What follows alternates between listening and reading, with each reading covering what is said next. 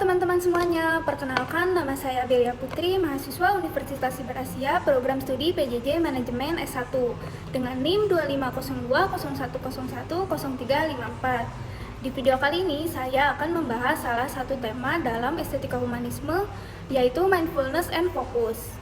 Atau bisa kita pahami sebagai kemampuan untuk menyadari apa yang sedang kita lakukan dan memberikan perhatian penuh terhadap hal tersebut.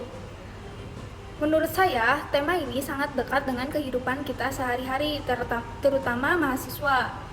Pernah nggak sih kita lagi belajar tapi tangan malah membuka media sosial?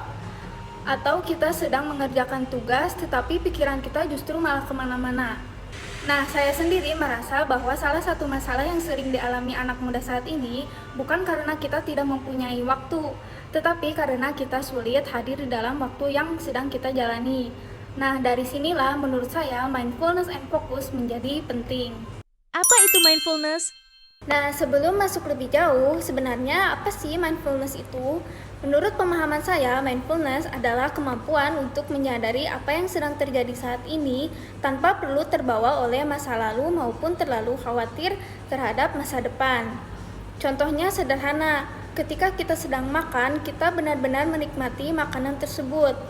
Atau ketika sedang berbicara dengan seseorang, kita benar-benar mendengarkan. Dan ketika kita sedang belajar, mencoba fokus pada materi yang sedang dipelajari. Nah, kelihatannya sederhana, tetapi ternyata tidak selalu mudah dilakukan. Karena seringkali tubuh kita berada di satu tempat, tetapi pikiran kita sering berada di tempat lain. Misalnya, tubuh kita sedang di kelas, tetapi pikiran memikirkan masalah pribadi. Atau kita sedang mengerjakan tugas tetapi setiap beberapa menit membuka handphone. Nah, menurut saya hal-hal kecil seperti ini menunjukkan bahwa fokus bukan hanya tentang kemampuan berkonsentrasi, tetapi juga tentang bagaimana kita mengendalikan perhatian kita. Hubungannya dengan kehidupan mahasiswa. Sebagai mahasiswa, kita pasti mempunyai banyak hal yang harus dipikirkan. Ada tugas, presentasi, organisasi, pekerjaan, hubungan dengan teman, keluarga, sampai rencana masa depan. Belum lagi adanya media sosial yang membuat kita setiap hari menerima begitu banyak informasi. Kadang kita melihat orang lain sedang sukses, ada yang sudah punya bisnis, ada yang mendapatkan pekerjaan bagus, ada yang bisa traveling, ada yang terlihat bahagia, kemudian tanpa sadar kita mulai membandingkan diri sendiri, padahal yang kita lihat di media sosial biasanya hanya sebagian kecil dari kehidupan seseorang. Menurut saya, mindfulness dapat membantu kita untuk kembali melihat kehidupan kita sendiri. Bukan berarti kita tidak boleh mempunyai target atau cita-cita, justru sebaliknya. Kita tetap boleh mempunyai impian yang besar, tetapi kita juga perlu belajar menikmati proses yang sedang kita jalani. Karena kalau kita terus-menerus memikirkan masa depan, kita bisa lupa bahwa kehidupan sebenarnya sedang berlangsung sekarang. Fokus bukan berarti harus sempurna. Menurut saya, salah satu kesalahpahaman tentang fokus adalah kita menganggap bahwa orang yang fokus berarti tidak pernah terdistraksi. Padahal, menurut saya bukan begitu. Kita semua pasti pernah kehilangan fokus. Yang membedakan adalah bagaimana kita kembali mengarahkan perhatian kita. Misalnya ketika sedang belajar lalu kita sadar sudah 20 menit scrolling media sosial. Daripada menyalahkan diri sendiri dan mengatakan kenapa aku nggak bisa fokus, kita bisa berhenti sebentar, meletakkan handphone, menarik nafas, kemudian kembali mengerjakan apa yang harus kita selesaikan. Jadi, bagi saya, fokus bukan tentang tidak pernah terdistraksi, tetapi tentang kemampuan untuk kembali setelah kita terdistraksi. Cara sederhana melatih mindfulness. Nah, menurut saya ada beberapa cara yang bisa kita lakukan. Yang pertama, belajar melakukan satu hal dalam satu waktu. Misalnya, kalau kita sedang belajar, fokus belajar. Kalau kita sedang makan, fokus makan. Dan kalau kita sedang berbicara dengan seseorang, berikan perhatian kepada orang tersebut. Tidak harus langsung sempurna, yang penting kita mulai membiasakannya. Yang kedua adalah mengurangi distraksi. Salah satu distraksi terbesar bagi saya dan mungkin juga banyak mahasiswa adalah handphone. Kita bisa mencoba meletakkan handphone sedikit lebih jauh ketika sedang belajar, atau mematikan notifikasi yang sebenarnya tidak terlalu penting. Yang ketiga adalah melatih diri untuk berhenti sejenak. Tidak semua waktu harus diisi dengan aktivitas. Kadang kita hanya perlu duduk sebentar, menarik nafas, dan menyadari apa yang sedang kita rasakan. Keempat, jangan terlalu keras kepada diri sendiri. Menurut saya, ini juga sangat penting. Ketika kita kehilangan fokus atau melakukan kesalahan, jangan langsung menganggap diri kita gagal. Kita adalah manusia, kita bisa lelah, bosan, kehilangan motivasi, dan melakukan kesalahan. Yang penting adalah bagaimana kita mencoba kembali. Mindfulness dan estetika humanisme. Lalu, apa hubungannya mindfulness dengan estetika humanisme? Menurut saya, hubungannya sangat erat. Estetika humanisme tidak hanya berbicara mengenai sesuatu yang terlihat indah dari luar, tetapi juga bagaimana manusia menghargai dirinya, kehidupannya, perasaannya, dan hubungannya dengan orang lain. Mindfulness mengajarkan kita untuk lebih sadar terhadap diri sendiri.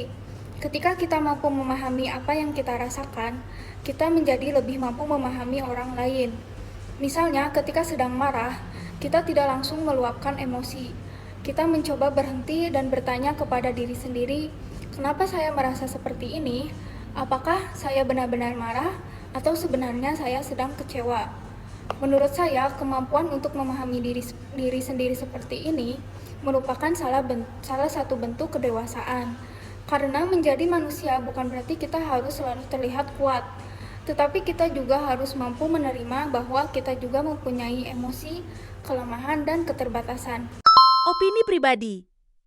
Kalau menurut pandangan saya sendiri, mindfulness bukan sesuatu yang harus dilakukan secara rumit. Kita tidak harus selalu melakukan meditasi dalam waktu yang lama.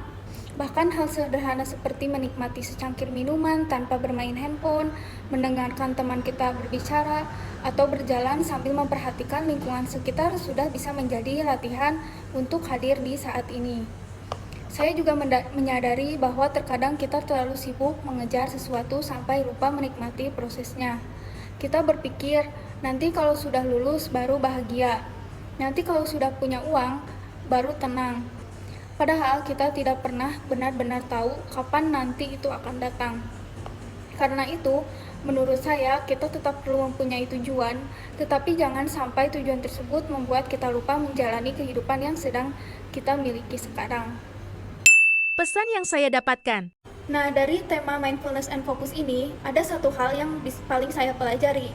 Kita tidak selalu bisa mengendalikan apa yang terjadi dalam hidup kita. Tetapi kita bisa belajar mengendalikan bagaimana kita memberikan perhatian dan meresponnya. Kita tidak bisa mengubah masa lalu, kita juga tidak bisa mengetahui secara pasti apa yang akan terjadi di masa depan. Tetapi kita mempunyai kesempatan untuk menentukan apa yang akan kita lakukan hari ini. Jadi, daripada terlalu lama menyesali sesuatu yang sudah terjadi, atau terlalu takut terhadap sesuatu yang belum terjadi, mungkin kita bisa mencoba bertanya, apa yang bisa saya lakukan sekarang? Menurut saya, pertanyaan sederhana tersebut dapat membantu kita kembali fokus pada kehidupan yang sedang kita jalani. Jadi, dari pembahasan mengenai mindfulness and focus, saya menyimpulkan bahwa hidup bukan hanya tentang seberapa cepat kita mencapai tujuan, tetapi juga tentang seberapa sadar kita menjalani setiap prosesnya. Kita boleh mempunyai mimpi yang besar, kita boleh mengejar masa depan, tetapi jangan sampai kita terlalu sibuk mengejar masa depan sampai lupa menikmati hari ini. Karena pada akhirnya hidup bukan hanya tentang sampai di tujuan, tetapi juga tentang bagaimana kita menjalani perjalanan menuju ke sana. Saya ingin menutup video ini dengan satu pertanyaan untuk teman-teman semuanya. Selama ini, apakah kita benar-benar sedang menjalani hidup kita, atau kita hanya sibuk memikirkan kehidupan yang ingin kita miliki? Mungkin jawabannya berbeda-beda untuk setiap orang, tetapi menurut saya tidak ada salahnya untuk mulai berhenti sejenak, menarik napas, dan kembali hadir pada saat ini. Baik, terima kasih sudah menonton video saya. Semoga video ini bisa memberikan sedikit perspektif bahwa fokus, ketenangan, dan kesadaran terhadap diri sendiri adalah bagian penting dari proses menjadi manusia yang lebih baik. Saya Abelia Putri, sampai jumpa di video berikutnya dan jangan lupa hadir di hari ini, karena hari ini juga bagian dari hidup yang sedang kita perjuangkan. Terima kasih semuanya.